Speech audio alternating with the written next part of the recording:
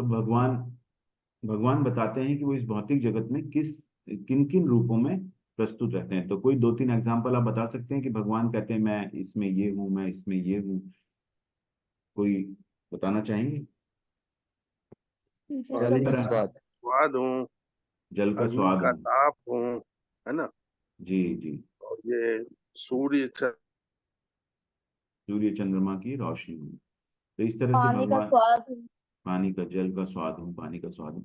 तो इस तरह भगवान को हम अनुभूति कर सकते हैं, है ना। उसके बाद भगवान ने बताया कि चार तरह के लोग जो हैं मेरी शरण में आते हैं।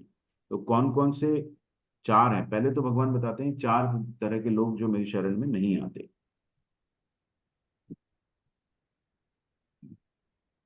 मूढ़ है, निराधम है ना। जो मूर्ख है, अधम है। करेक्ट, है ना। तो चार तरह के लोग जो हैं, मूर्ख, अधम, और जिनका ज्ञान माया द्वारा हर लिया गया है, भगवान कहते हैं।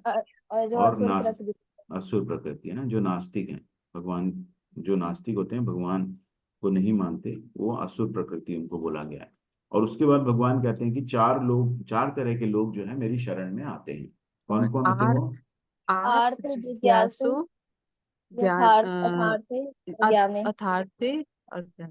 ज्ञानी, है ना। चार तरह के लोग आते हैं। तो आर्थ मतलब जो पीड़ित होता है, अर्थार्थी मतलब जिसको धन की आवश्यकता होती है, और जिज्ञासु जो भगवान के बारे में जानना चाहता है, और ज्ञानी जो जिसको परम ज्ञान हो प्राप्त है, जो चुका परम है। ज्ञान हो चुका है, जो परम ज्ञान के बारे में जानता है, भगवान के बारे में।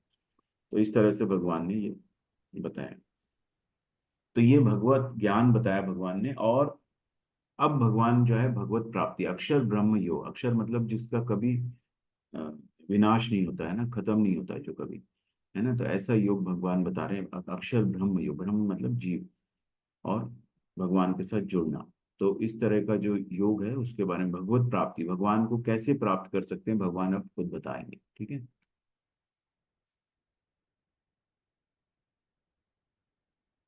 तो अर्जुन क्या, अब अर्जुन पूछ रहे हैं, किम तद ब्रह्म किम अध्यात्मम किम कर्म पुरुषोत्तम अधिभूतम च किम प्रोक्तम अधिदैवम किम उच्यते। अर्जुन ने कहा, हे भगवान, हे पुरुषोत्तम, ब्रह्म क्या है, आत्मा क्या है, सकाम कर्म क्या है, यह भौतिक जगत क्या है, तथा देवता क्या है, कृपा करके यह सब मुझे बताइए, है ना। हे मधुसूदन, यज्ञ का स्वामी कौन है, और वो शरीर में कैसे रहता है, और मृत्यु के समय भक्ति में लगे रहने वाले आपको कैसे जान पाते हैं। तो अर्जुन ने बिल्कुल एकदम रैपिड फायर राउंड कर दिया भगवान के साथ। रैपिड फायर मतलब देखिए, यहाँ पे पांच क्वेश्चन पूछे भगवान से। ब्रह्म क्या है, आत्मा क्या है, सकाम कर्म क्या है, यह भौतिक जगत क्या है, तथा देवता क्या है। और उसके बाद फिर तीन क्वेश्चन और पूछे, यज्ञ का स्वामी कौन है, शरीर में कैसे रहता है, और मृत्यु के समय भक्ति में लगे रहने वाले आपको कैसे जान पाते हैं। ठीक है। तो ये आठ क्वेश्चन भगवान से अर्जुन ने पूछे। जरा मरण मोक्षाय मामाश्रित्य यतन्ति ये, ते ब्रह्म यत् विदुः कृष्णम अध्यात्मम कर्म चाखिलम। जो जरा तथा मृत्यु से मुक्ति पाने के लिए यत्नशील रहते हैं, वे बुद्धिमान व्यक्ति मेरी भक्ति की शरण ग्रहण करते हैं।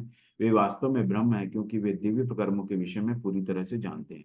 तो ये पिछले चैप्टर में हमने लास्ट श्लोकों में देखा था।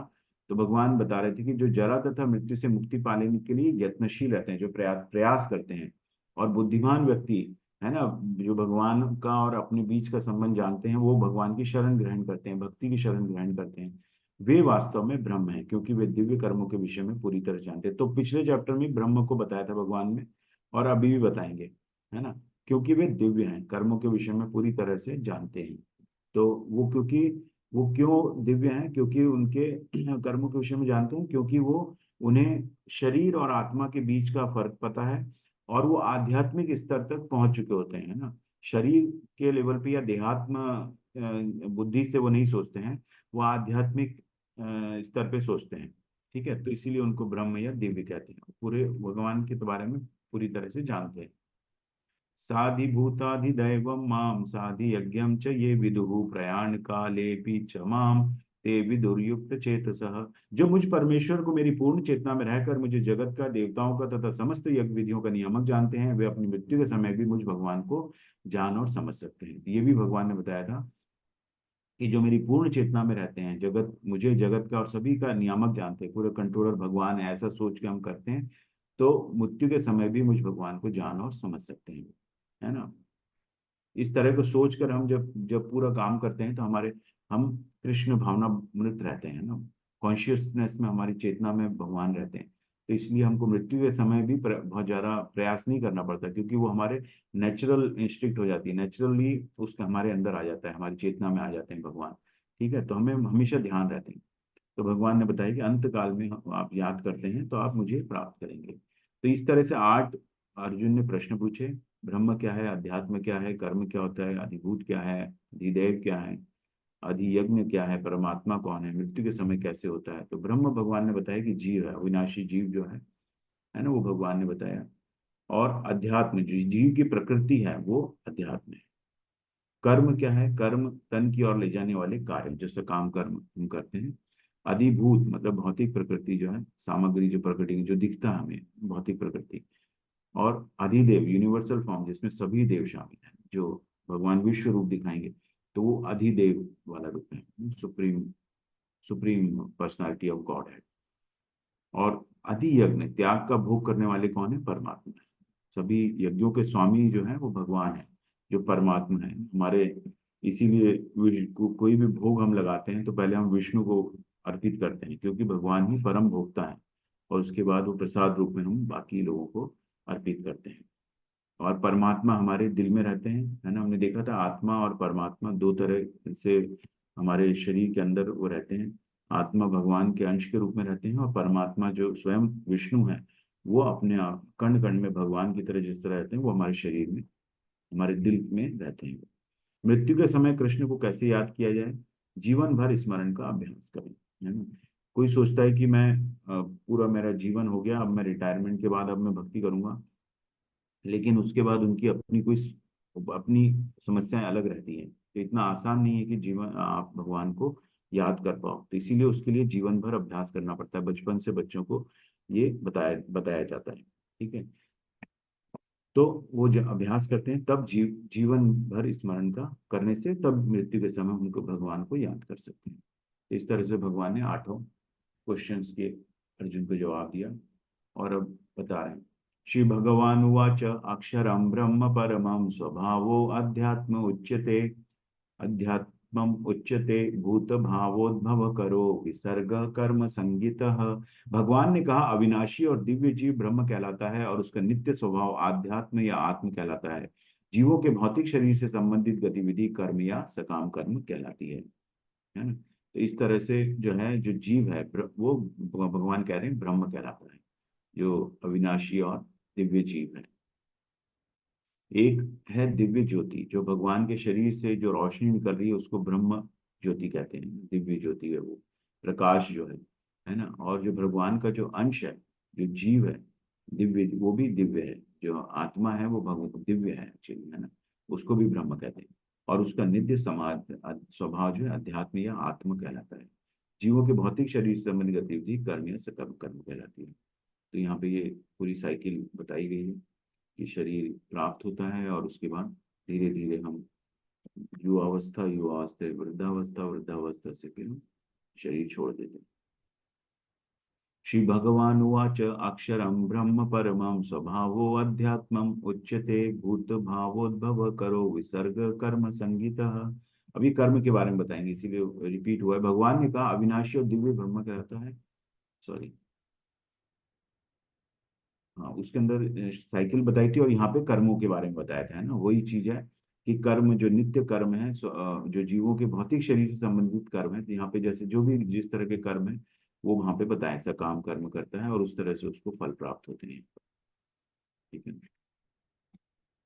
अधिभूतम क्षरो भावम पुरुषश्चाधिदैवतम अधियज्ञो अहम एवात्र देहे देह भृतांबर।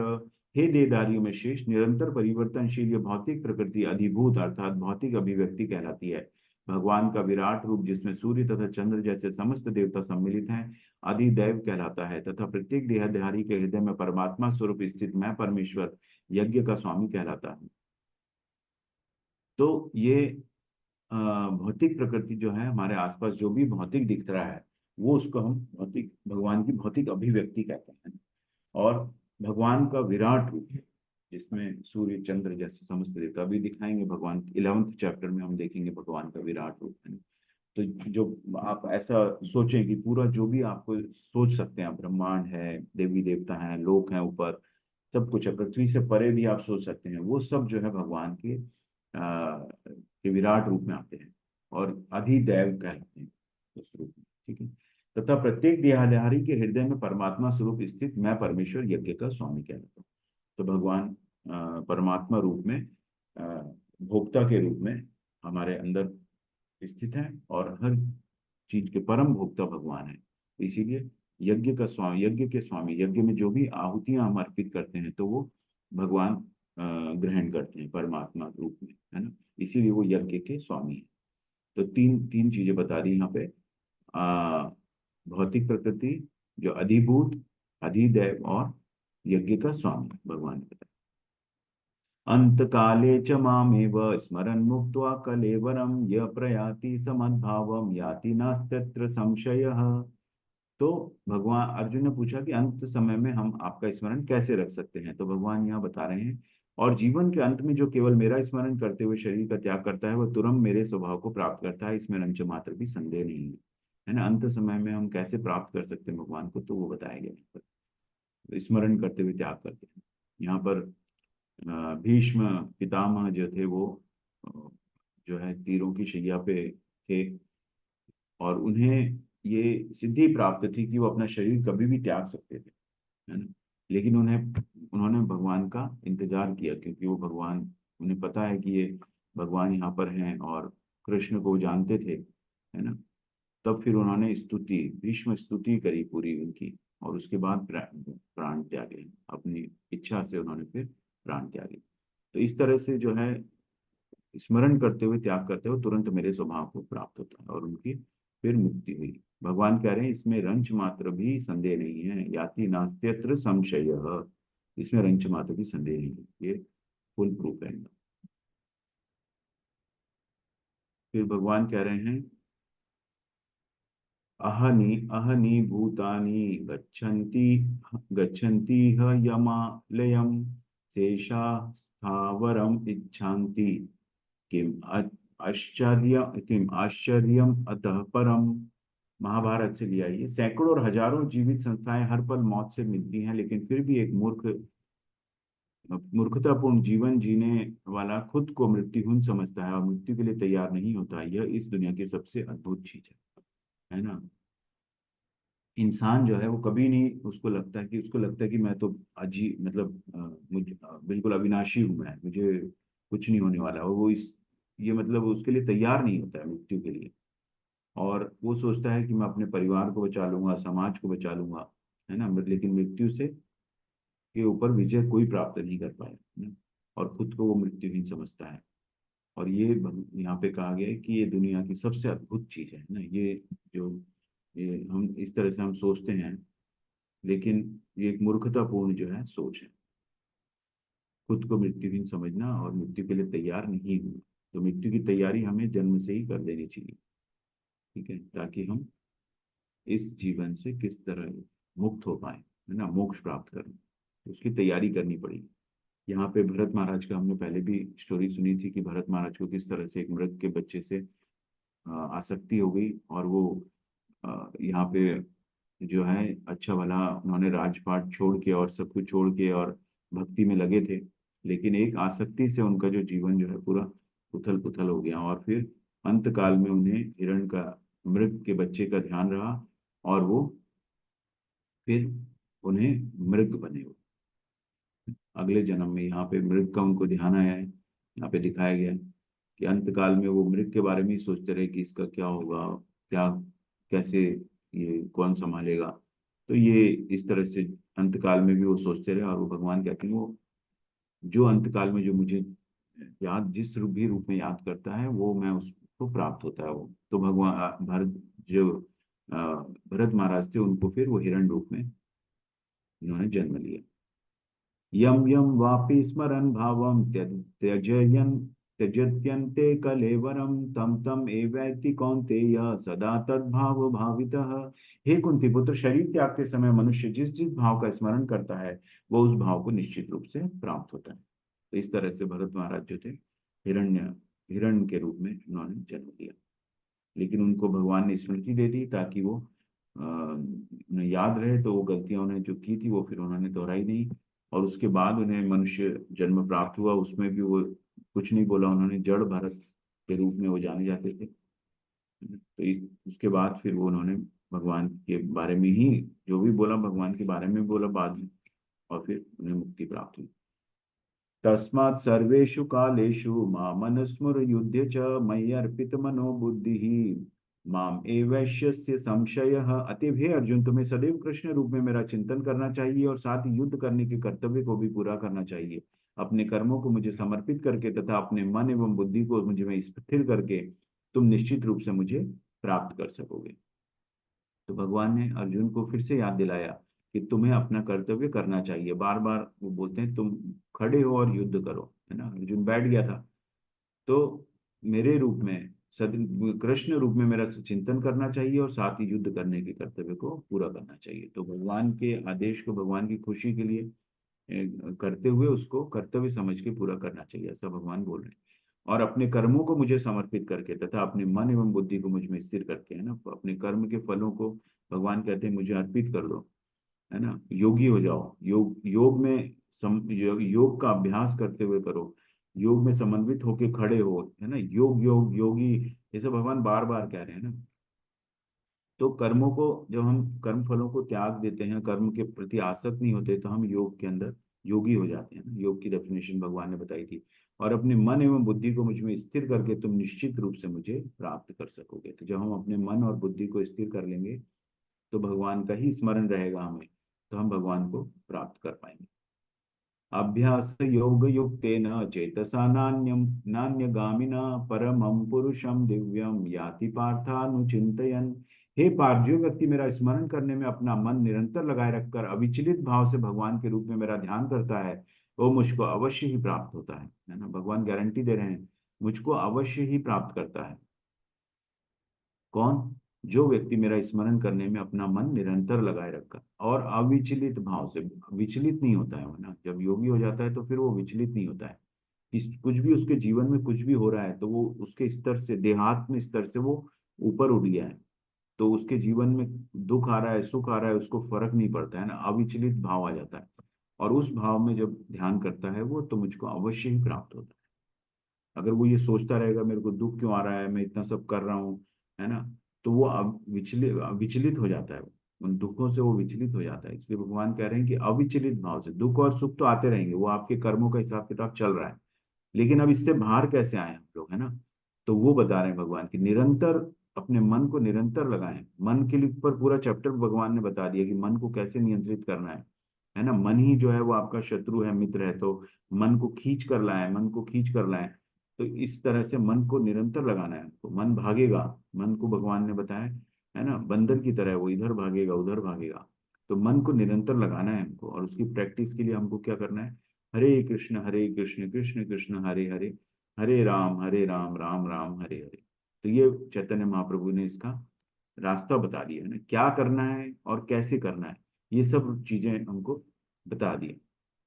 इस तरह से हम भगवान को प्राप्त कर सकते हैं, मुझको अवश्य ही प्राप्त होंगे। इस तरह अजामिल की एक कहानी थी। अजामिल भी बहुत भक्त था, बहुत बड़ा भक्त था। लेकिन एक दिन जंगल में उसने एक युवक और युवती को आलिंगन करते हुए देखा और वो मोहित हो गया, मोहित हो गया, है ना। वो और उसका जो मोह है उस स्त्री के प्रति हो गया। तो वो फिर उसने, वो वैश्या थी और वो उसके प्रति इतना आसक्त हो गया वो, और उसके बाद उसने उससे विवाह भी कर लिया, जबकि वो विवाहित था, है ना। इतना बड़ा अधर्म किया उसने, विवाहित होते हुए एक वैश्या से उसने फिर विवाह किया।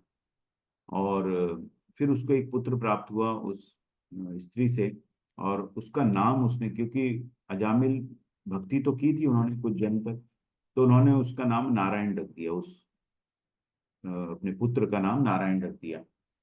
और हर वक्त फिर वो नारायण इधर आ जा, नारायण ये कर ले, नारायण ये कर ले। तो भगवान का नाम तो लेते थे, है ना। लेकिन उन्हें आसक्ति तो थी, उन्होंने अधर्म करा था, और मृत्यु के समय उन्होंने हे नारायण करके आवाज लगाई, ठीक है, और मृत्यु हो गई। अब चूंकि उन्होंने अंत समय में नारायण को याद किया, है ना, भले ही उन्होंने पुत्र रूप में याद किया अपने, लेकिन वो सुन लिया, है ना, भगवान ने सुना, तो विष्णु दूत आए उनको लेने के। पहले तो यमदूत भी आ गए और साथ में विष्णु दूत भी आ गए। तो जब जब कोई भगवान को याद करते हुए अंत समय में याद करता है, तो उसको फिर विष्णु दूत लेने आते हैं, यमदूत नहीं आते, है ना।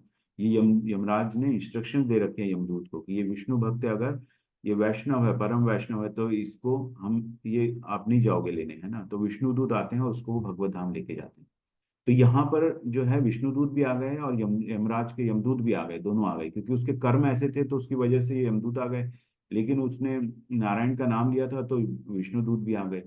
अब इन दोनों के बीच में बहुत संवाद चला, और ये फर्स्ट टाइम ऐसा हुआ था कि यमदूत आए और वो किसी को ना ले जा पा रहे हैं, है ना। तो वो बहुत नाराज भी है, और खाली हाथ वो यमराज के पास गए।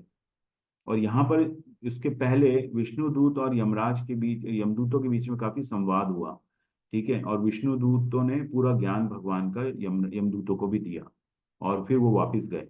और फिर वहां वापस जाने के बाद यमराज से उन्होंने अपना दुख उनके साथ शेयर किया, तो फिर यमराज ने भी उनको भगवान का ज्ञान दिया।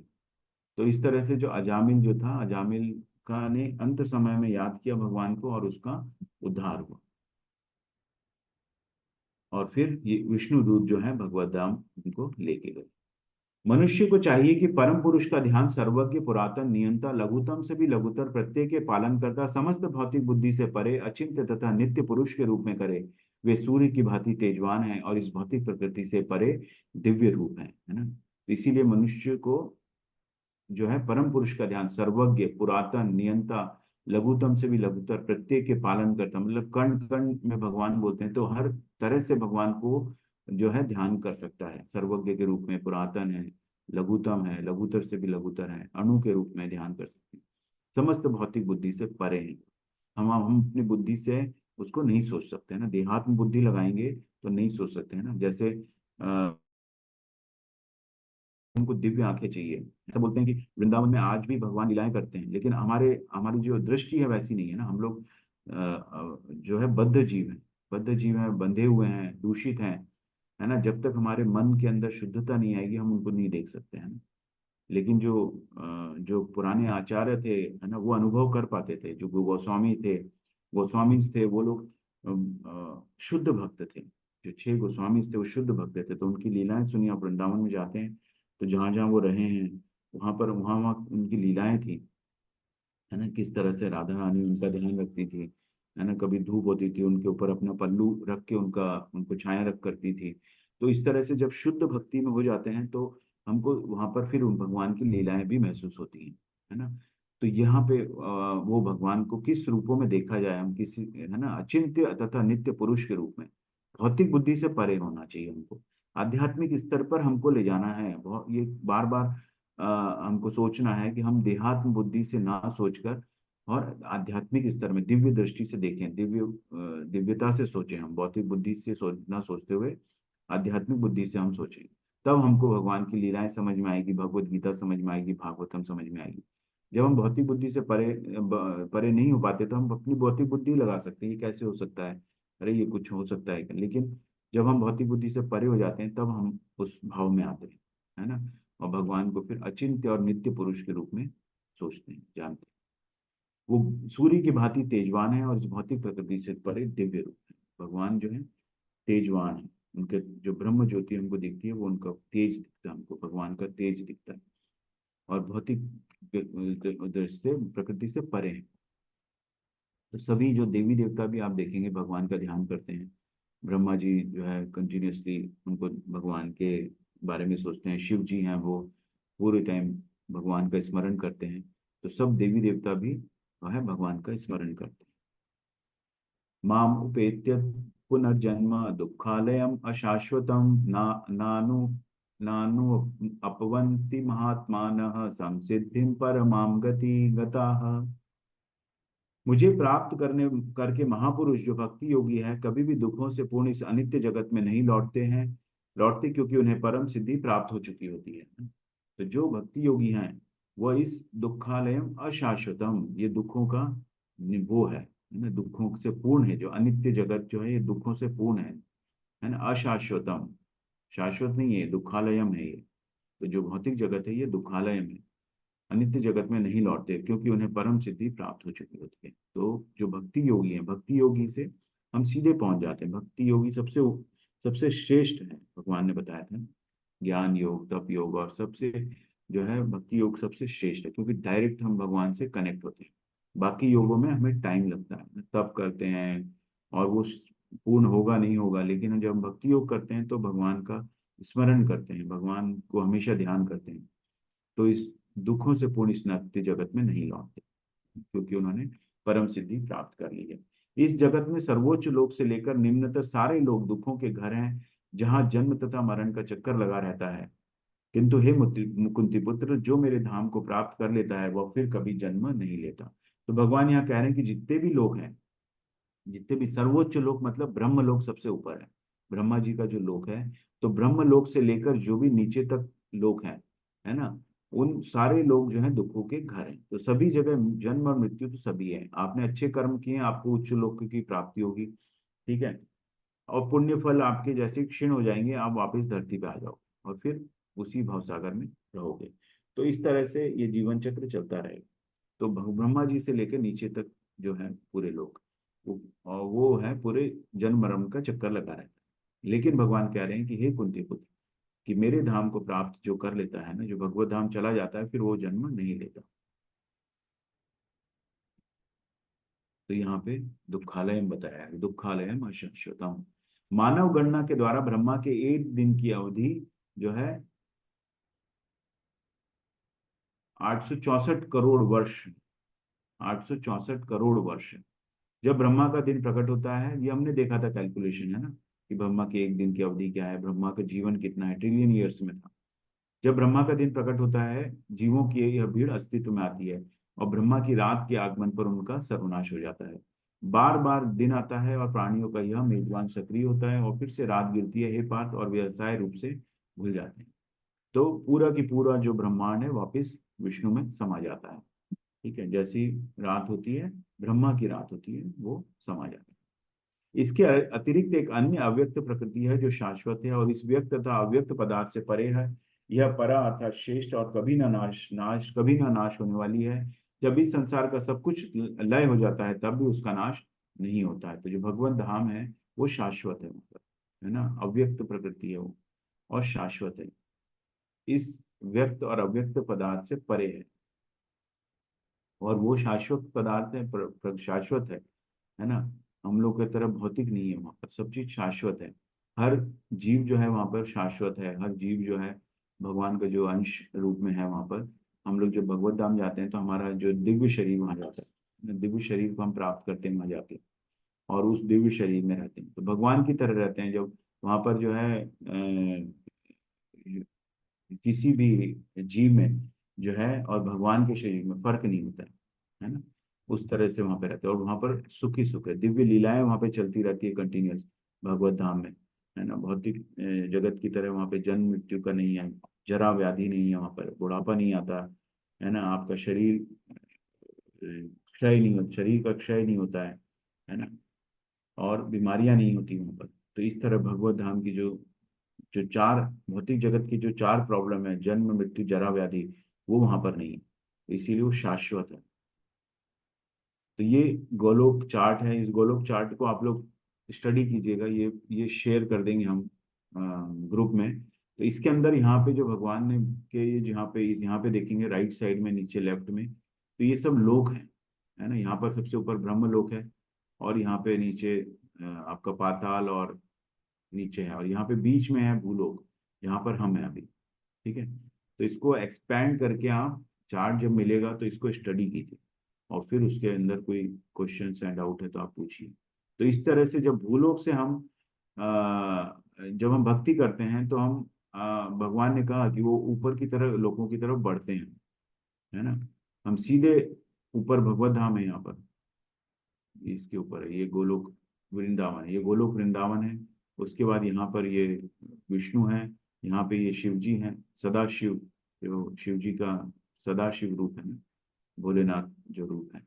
और यहाँ पे देवी देवी हैं, देवी देवते हैं जो शक्ति रूप में है, दुर्गा माँ है। और ये सब ब्रह्मांड है, सब ब्रह्मांड विष्णु के शरीर से निकल रहे हैं सब, है ना। तो ये गोलोक चार्ट को आप स्टडी कीजिए, आपको पूरा जो है इस तरह से भौतिक जगत का एक मैप होता है ना, नक्शा होता है, उसी तरह ये गोलोक धाम तक का जो है नक्शा है कि किस तरह से लोक हैं और किस तरह से व्यवस्था है भगवान की, और कहाँ भगवान रहते हैं। इसको और एक्सपेंड करेंगे तो आसपास आपको यहाँ पे राधा रानी और उनकी सखियां वो सब दिखेंगे, है ना।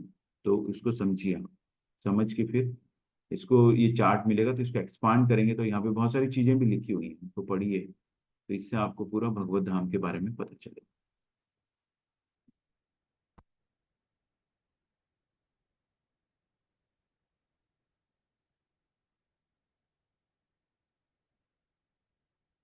तो ये सब जो है भगवान की लीलाएं चलती रहती हैं वहाँ पर, भगवत धाम में भगवान की लीलाएं नित्य चलती है, जो हमने यहाँ पर अनुभव किया वृंदावन में, इस तरह की लीलाएं नित्य वहाँ पे चलती है, रोज नित्य लीला भगवान की देखने को मिलती है। तो ये भगवत धाम के बारे में बताएं।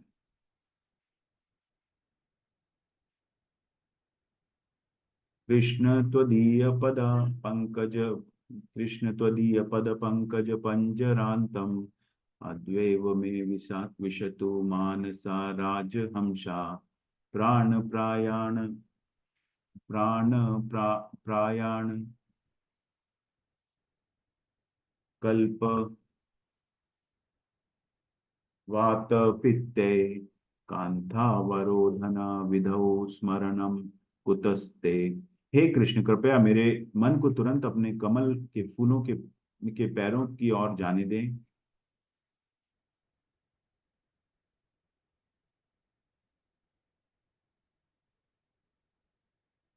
हे कृष्ण, कृपया मेरे मन को तुरंत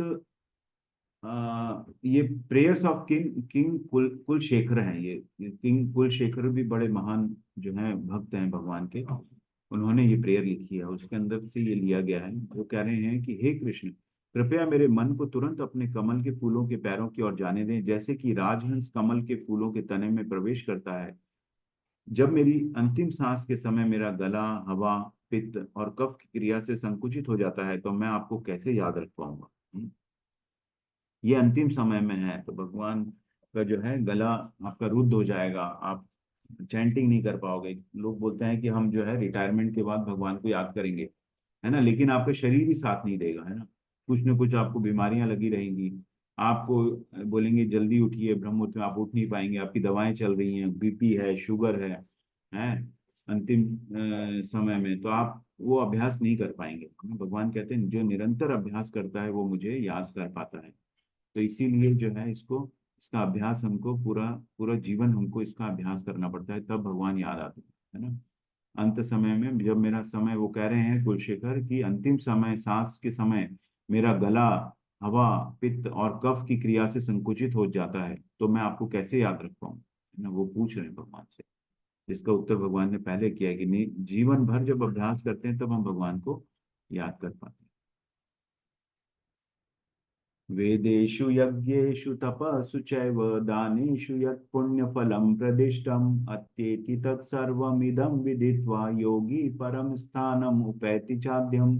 जो व्यक्ति भक्ति मार्ग स्वीकार करता है वह वेदाध्ययन तपस्या दान दार्शनिक तथा सकाम कर्म करने से प्राप्त होने वाले फलों से वंचित नहीं होता। वह मात्र भक्ति संपन्न करके इन समस्त फलों की प्राप्ति करता है और अंत में परम नित्य धाम को प्राप्त होता है। तो भगवान बता रहे हैं कि जिस तरह से वेदों को पढ़ने से, तपस्या करने से, दान करने से और दार्शनिक और सकाम कर्म करने से जो फल प्राप्त होते हैं, है ना, वही फल हमको भक्ति मार्ग करने से प्राप्त हो जाता है, उससे वंचित नहीं होता है वो, है ना। ऐसा आपको लगेगा कि अगर मैं कर्म कांड नहीं करूंगा तो मुझे फल नहीं मिलेगा, लेकिन भक्ति मार्ग जो है वो सबका सबका जो है एक सर्वोच्च है, सबसे ऊपर है, और सबका एक सब्स्टिट्यूट है ये, है ना। भक्ति मार्ग से सब कुछ पूर्ण हो जाता है, भक्ति मार्ग ही पूर्ण है, क्योंकि हम जो है भगवान को पूरे टाइम स्मरण करते हैं, और वो मात्र भक्ति संपन्न करके इन समस्त फलों की प्राप्ति करता है और अंत में परम नित्य धाम को प्राप्त होता है। तो इस तरह से भगवत प्राप्ति के बारे में भगवान ने बताया कि मुझे कैसे प्राप्त किया जा सकता है। तो मनुष्य जीवन के विभिन्न आश्रमों के अनुष्ठानों को पार कर जाते हैं। कृष्ण भावनामृत में ऊपर से छूट रहा है।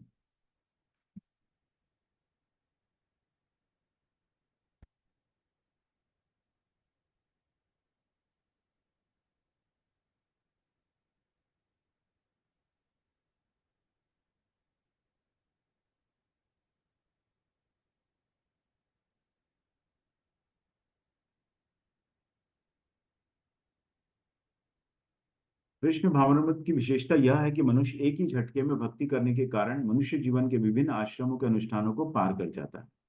भक्तों की संगति आवश्यक है। 7वें से लेकर 12वें तक के अध्याय भगवत गीता के सार रूप हैं। प्रथम 6 अध्याय तथा अंतिम 6 अध्याय इन मध्यवर्ती 6 अध्यायों के लिए आवरण पात्र हैं, जिनकी सुरक्षा भगवान करते हैं। यदि कोई गीता के इन 6 अध्यायों को भक्त की संगति में भली भांति समझ लेता है तो उसका जीवन समस्त तपस्याओं, यज्ञों, दानों, चिंतनों को पार करके महिमा मंडित हो उठेगा, क्योंकि केवल कृष्ण भावनामृत के द्वारा उसे इतने कर्मों का फल प्राप्त हो जाता है। जिसे भगवत गीता में तनिक भी श्रद्धा नहीं है, उसे किसी भक्त से भगवत गीता समझनी चाहिए, मनोधर्मियों से नहीं। मनोधर्मियों से मतलब जो मेंटल स्पेकुलेशन करते हैं, वो ये सोचते हैं कि भगवान ने जो ये कहा है इसका मतलब ये है, उसका मतलब निकालते हैं, है ना। वो भगवान क्या कहना चाह रहे हैं ना, भक्ति भक्ति उसमें कहीं भी नहीं रहती है। ठीक है, अगर वो अपना मेंटल स्पेकुलेशन से वो समझा रहे हैं कि इस श्लोक का क्या अर्थ है, असली अर्थ क्या है, और मेंटल स्पेकुलेशन से समझा रहे हैं और भक्ति की तरफ नहीं बढ़ पा रहे हैं, अगर वो खुद भक्त नहीं बन पा रहे हैं, तो इसका मतलब वो जो है सिर्फ मेंटल स्पेकुलेशन का मनोधर्मी है। तो यहाँ पे कह रहे हैं कि भगवत गीता में तनिक भी जिनकी श्रद्धा नहीं है, और भगवत गीता जो है भक्त से समझना चाहिए। भक्त जैसे प्रभुपाद हमको समझा रहे हैं, है ना, हम प्रभुपाद के आश्रम में ही समझ रहे हैं। प्रभुपाद ने समझा है और उसको अपने जीवन में उतारा है ना, उनके जीवन में उसको उन्होंने उतारा है, और परम शुद्ध भक्त बने। वो शुद्ध भक्त का एक एग्जाम्पल उन्होंने दिया है, पूरा जीवन को समर्पित करके, है ना। तो उनसे हम समझ रहे हैं, तो इस ये तरीका है जिसमें श्रद्धा के साथ हम समझ रहे हैं। और इसमें यहाँ पे बताया गया है कि जो 6 अध्याय हैं, बीच के 6 अध्याय, वो उसके पहले 6 अध्याय जो है वो कर्म योग है, और आखिरी 6 अध्याय ज्ञान योग है। तो उसको बीच में ऐसे समेट के भक्ति योग को रखा। क्यों? भक्ति योग बहुत इंपॉर्टेंट, बहुत बहुत ही महत्वपूर्ण है। जिसे किसी महत्वपूर्ण चीज को हम संभाल के रखते हैं, तो इसी तरह से इन दोनों जो योग हैं, कर्म योग और ज्ञान योग से उसको संभाल के बीच में भक्ति योग को रखा गया है। और इसका जो भक्ति योग से जो है समस्त जो है चिंतनों को पार करके वो महिमा मंडित हो उठता है सभी चीजों से, और कृष्ण भावनामृत के द्वारा उसे अपने कर्मों का फल प्राप्त होता है। ठीक है, तो इसीलिए भक्तों की संगति आवश्यक बताई हुई है यहाँ पे। भक्तों की संगति संग से बहुत होता है, श्रद्धा होती है, और श्रद्धा के बाद हम भक्तों की संगति, श्रद्धा और संग, साधु संग, है ना, ये आता है। 9 तरह की हम देखेंगे जो स्टेजेस होती है, तो उसमें सबसे पहले श्रद्धा होता है और फिर साधु संग होता है। ठीक है, तो साधु संग करते हैं और उसके बाद फिर स्टेजेस आती है। तो जैसे जैसे हम भक्ति में आगे बढ़ते हैं तो हमारी दृढ़ता और बढ़ती जाती है। तो श्रद्धा से वो दृढ़ होते हैं हम लोग। अब जब से हम सीढ़ी चढ़ते हैं तो पहला जो पाँव रखते हैं, उसको बाद दूसरा पाँव, जो पहला पाँव हमारा जम जाता है, तब हम दूसरा पाँव ऊपर आगे बढ़ाते हैं। तो इसी तरह ये स्टेजेस हैं भक्ति के अंदर। तो हम दृढ़ता से एक एक करके, सबसे पहले तो श्रद्धा को दृढ़ कीजिए, विश्वास रखिए कि हाँ ये सब चीजें जो है ये सत्य है ना, भगवान के बारे में जो है चीजें, क्यों इतनी सारी चीजें भगवान ने बता दी, जल का स्वाद हूँ, ये सब तरह से भगवान समझा रहे हैं कि तुम मुझे किस तरह से महसूस कर सकते हो। और उस सत्यता को लेते हुए हम श्रद्धा में दृढ़ हो जाएं। श्रद्धा में दृढ़ हो जाएंगे तो फिर हम साधु संग करेंगे, साधु संग करेंगे तो फिर आगे जो क्रमिक हमारा विकास होगा भक्ति का। ठीक है, धीरे धीरे हम क्रमिक विकास में जाते हैं।